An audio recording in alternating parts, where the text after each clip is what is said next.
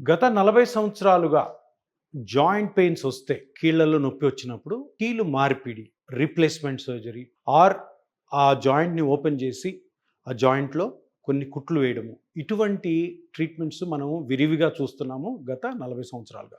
So, ఇక్కడ కొత్తదనం ఏంటంటే, కొత్తగా సైన్స్ ఏం చెప్తదంటే, మీ జాయింట్‌లో ఏదన్నా గుజ్జు అరిగిపోవడమో, లిగమెంట్ దెబ్బతినడమో, లేదంటే మజిల్ దెబ్బతింటే, ఆ జాయింట్ మొత్తాన్ని ఒక మెటల్ ద్వారా అండ్ స్టీల్ ద్వారా మార్పిడి చేసి, ఒక బాడీలోకి ఒక ఆర్టిఫిషియల్‌గా ఒక బయట నుంచి పెట్టిన ఒక స్టీల్‌ని, మెటల్‌ని పెట్టడం ద్వారా మీ జాయింట్‌కి ఎంతో చెడు జరిగే అవకాశం ఉంది. ఎందుకంటే ఎప్పుడు కూడాను మన న్యాచురల్‌గా ఉన్న జాయింట్, మనం పుట్టుకతో వచ్చిన ఏవైతే నేటివ్ స్ట్రక్చర్స్ ఉన్నాయో వాటిని మనం డిస్టర్బ్ ఎప్పుడు చేయకూడదు. ఎందుకు చేయకూడదంటే, మెటల్ మన బాడీలోకి వెళ్ళినప్పుడు ఆ మెటల్ ఎలా బిహేవ్ చేస్తుందో ఎవరికీ తెలీదు.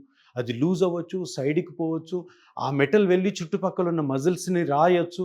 దాని ద్వారా అవి డ్యామేజ్ అవ్వచ్చు. అందుకని మన బాడీలో ఏ పార్ట్‌ని కూడాను ఆర్టిఫిషియల్ మెటల్స్‌తో, ఆర్టిఫిషియల్ స్టీల్స్‌తో చేంజ్ చేసుకోకండి.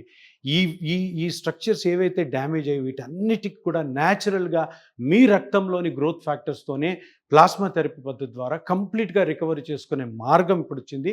ఈపియాన్‌ని సంప్రదించండి. మీకు సరైన పరిష్కారం దొరుకుతుంది.